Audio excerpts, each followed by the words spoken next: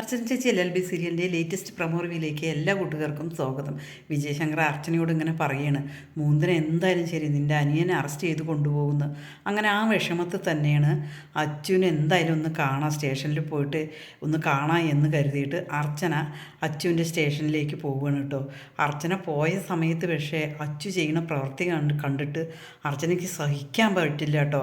അർച്ചന കരുതിയിരിക്കുന്ന അച്ചുവേ അല്ല, വീട്ടിലും അർച്ചന വളർത്തിയ അച്ചു അല്ല, വേറൊരു അച്ചുവിനെയാണ് അർച്ചന അവിടെ കാണുക കേട്ടോ. ഓരോ കുറ്റവാളികളെയാണെന്ന് കരുതുന്ന അവരെയാണല്ലോ അവിടെ കൊണ്ടുവന്നിടുക. അവരെ ഇങ്ങനെ കൂമ്പിന് പിടിച്ചിട്ട് ഇടിക്കുകയായിരിക്കും കേട്ടോ അച്ചു. അവരങ്ങനെ ചൂളി വയറൊക്കെ ഇങ്ങനെ ഇടുപ്പിന് അടിക്കുന്നത് കണ്ടിട്ട് അങ്ങനെ അർച്ചന അന്തം വിടുകയാണ് കേട്ടോ. അർച്ചനയ്ക്ക് സഹിക്കണില്ല അവർ ചെയ്യുന്നത് കണ്ടിട്ട് കേട്ടോ. അതേസമയം അർച്ചന അച്ചുവിനെ വിളിക്കും, അച്ചു എന്ന് വിളിക്കുകയാണ് കേട്ടോ. അച്ചു പെട്ടെന്ന് തന്നെ തിരിഞ്ഞു നോക്കുകയാണ് കേട്ടോ. ഞാനൊരു പോലീസുകാരനെ തല്ലി എന്ന് പറഞ്ഞിട്ട് നീ നിൻ്റെ ചേച്ചീനെ അറസ്റ്റ് ചെയ്യേണ്ടി വരുമോ എന്ന് ചോദിക്കുകയാണ് കേട്ടോ. അത് കേൾക്കുമ്പോൾ തന്നെ അച്ചുവിന് അങ്ങനെ ദേഷ്യമാണ് വരുന്നത്. കാരണം അച്ചുവിൻ്റെ ജോലിയാണ് ചെയ്യുന്നത്, അതിൽ ആരും കയറി ഇടപെടുന്നതും അച്ചുവിന് തീരെ ഇഷ്ടമല്ല കേട്ടോ.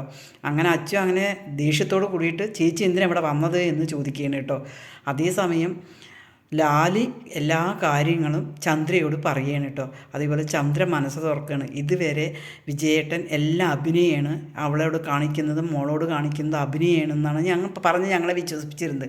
പക്ഷേ അത് അഭിനയമല്ല, ശരിയാണെന്ന് ഞങ്ങൾക്ക് ഇപ്പം തന്നെ മനസ്സിലാവുന്നുണ്ട് എന്ന് ചന്ദ്ര ലാലിയോട് പറയുകയാണ് കേട്ടോ.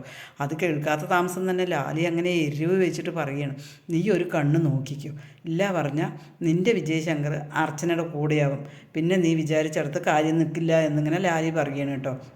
ഇപ്പം തന്നെ അർച്ചനയുടെ പിന്നിൽ തന്നെയാണ് തൂങ്ങി നടക്കുന്നത്. അവൾക്ക് ഇഷ്ടമില്ലെങ്കിലും കൂടി നിൻ്റെ വിജയശങ്കറിന് അവളോട് നല്ല ക്രഷ് ഉണ്ട്, അതുകൊണ്ട് നീ ശ്രദ്ധിച്ചോ എന്ന് പറയണം. അങ്ങനെ എന്തെങ്കിലും ആയിട്ടുണ്ട് പറഞ്ഞാൽ വിജയേട്ടൻ എൻ്റെ തനി സ്വഭാവം അറിയുന്ന ചന്ദ്രലാലിയോട് പറയണേ കേട്ടോ. ഈ ചാനലൊന്ന് സബ്സ്ക്രൈബ് ചെയ്ത് സപ്പോർട്ട് ചെയ്യണേ.